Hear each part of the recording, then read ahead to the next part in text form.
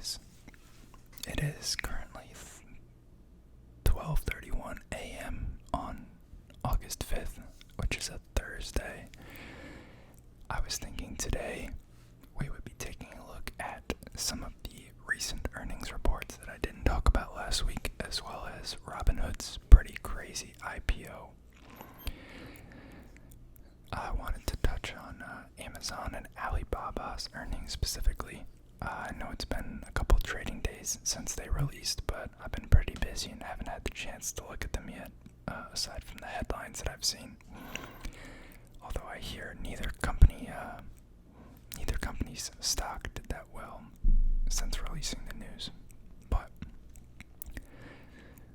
preface this by saying none of this is financial advice. This is all for entertainment, and take this with a grain of salt. Do your own research and consult a financial advisor before you invest. This right here is madness. So Robinhood has been on the market since last Thursday. I believe they went public around $36. And I believe at $36, their valuation was like roughly $39 billion. So, why is it in bar chart form? That's weird.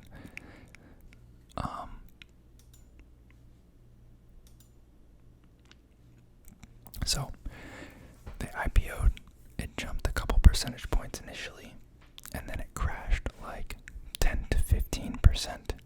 And, that's kind of more what I expected to happen. I know a lot of insiders sold their shares. They actually weren't subject to the same lockup periods. For some reason, it was written into the S1 that they filed, and that's just how the IPO was processed. So I know some of the, I think the founders, don't quote me on this, but the founders and then a couple of the chief executive officers, chief marketing officer, I think was the other one.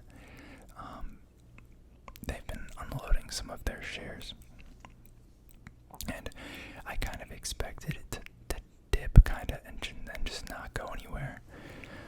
Because they did do the offering of shares to like Robinhood account holders, so I figured it would be kind of diluted ahead of time. But boy, was I wrong. So this thing was like pretty flat until August 2nd, which would be Tuesday, I believe. I'm tripping, that's Monday. Until Monday, and then it started to pick up some heat, so it came back from the low it was at, which was like $33, $34. We saw it climb past the IPO price, and then on the 3rd, it got all the way up to like $45, $46. No idea why. No real reason why it would do so well here and not back here. And then after market, it started going crazy. I don't know if someone propped it up or something, but so then it opened the next day at $62, which is insane. That's like I don't know, 80 or 90% gain off of its IPO price. And then it didn't stop there. It mellowed a little bit, but it ended up closing at $70.47. It was up 50.41% today, that's crazy. So the company now stands at almost a $59 billion valuation. And it doesn't appear to be profitable.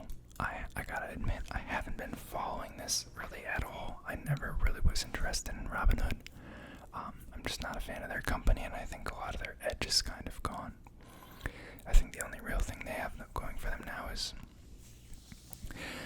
they're very good at catering to like the younger audience with their simplicity and kind of the gamified app and the free options trading, which, I don't think it's a big deal to have to pay 30 cents per contract at like Fidelity like I use, or TD Ameritrade or Schwab. But some people I see cite that as a reason why they like it.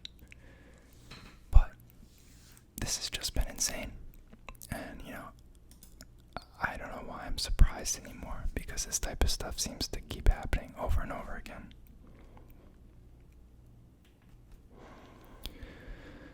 But anyways, on to some more realistic stocks. So Amazon posts their third $100 billion quarter in a row, but still misses expectations. Gave weaker than expected outlook for third quarter revenue. And they're kind of blaming this on kind of the shift back to normal life. So they're saying, we're not seeing the same kind of uptick in package deliveries that we have in the past. And for this kind of similar reason, UPS took a pretty crazy hit when they reported earnings. I think it was last week. And they dropped like 8 or 9% as well. But we can see Amazon shares here fell 7% in extended trading on Thursday after the company reported its first revenue miss in 3 years and gave weak third quarter guidance. They did come in more profitable, so they earned $15.12 per share versus consensus estimates of $12.30 per share. However, their revenue came in slightly lower at $113.08 billion versus the $115.2 billion that was estimated by analysts. So, I think this is kind of overblown because they're more profitable. Who cares if they made $2 billion less? They're making almost $3 a share more than expected. It's the profitability that we really care about. And that's traditionally been the issue with Amazon, is that they had such low margins because they're plowing everything back into growth. So it's kind of nice to see that expansion of the EPS, but I guess I'm alone in thinking that because the stock did not react nicely. Amazon's revenue grew 27% year over year. Significant slowdown from the second quarter of 2020 when sales skyrocketed 41% year over year. That's to be expected. These people are a little crazy if they expect companies as big as Amazon to maintain 41% year over year growth rates. That's just nuts. 27% is even nuts.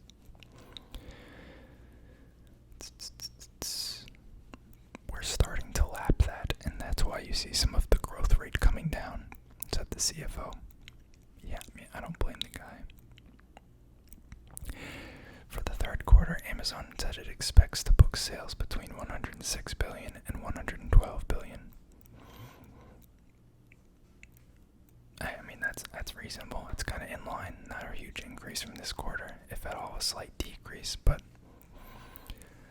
it's the summer, and they can probably already tell that it's not going to be as strong of a quarter.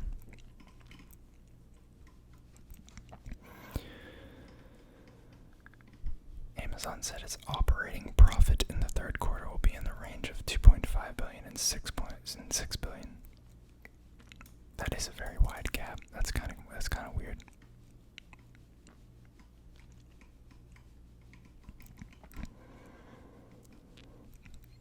Amazon is spending heavily to increase warehouse capacity across the country. Most of Amazon's 2021 spend in building opening plans are planned for the second half of the year. They have been hiring like an obscene amount of people at their warehouses. I think it was something like over 500,000 jobs in 2020. I'm not sure what they're at in 2021, but I know it's a significant amount because they're still going.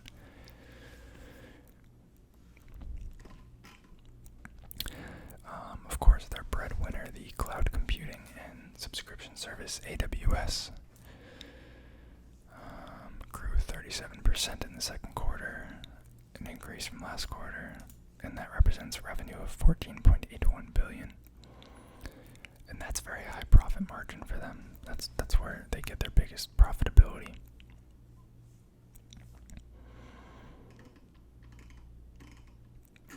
But yeah, overall I think kind of overblown in the decrease, but then again it was bid up really high. So, could just be reverting to the mean at this point. And then we had Alibaba, who also had a rather decent earnings reports, in my opinion, and they kind of got hit. Now, there is a lot of fear around the Chinese stocks, and personally, I'm not invested in any of them. And and I haven't been in a really long time. You can see it's really cheap for how much it's growing at just a 24 PE, and that's kind of because of the political risks that are currently ongoing. The Chinese government kind of has its hands in all these pies and all these different companies, and they basically own the data and can just step in and take over entire sectors when they want to. I don't know if you guys heard about the recent news with the banning of privatized education and tutor programs in China. There was a number of publicly traded education / tutoring companies that went from multi-billion-dollar companies to penny stocks, which is nuts. And the fact that they have the power and are willing to actually do that is what scares me out of investing in Chinese companies. I think there are some great technology companies over there. It's just the political risks that worry me. I know there was one billionaire. He was the founder of GoTo, which was one of the companies that I was just referring to. He saw his net worth go from $15 billion to about $330 million. That's insane. That's just crazy. But back to this. Oh yeah, we're gonna look at how it reacted to earnings. Yeah, so I think this is when it announced earnings. You can see it's slightly down. It looks like it started to come back up on July 27th into the 28th.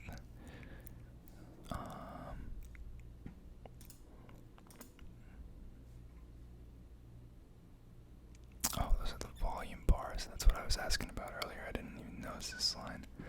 Such a crappy looking chart. But yeah, I don't know. If I was you guys, I would think twice before investing in foreign companies, especially if you don't know the political climate or the culture. Even though I know they're doing great things and they're pretty innovative